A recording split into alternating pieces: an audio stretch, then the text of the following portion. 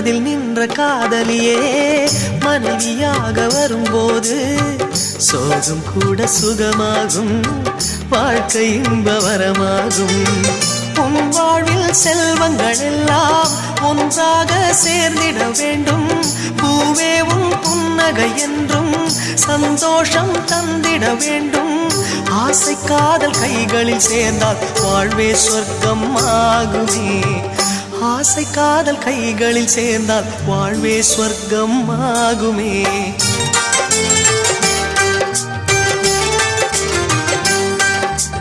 ஆனந்தம் ஆனந்தம் பாடும் மனமாசையின் ஊஞ்சலில் ஆடும்.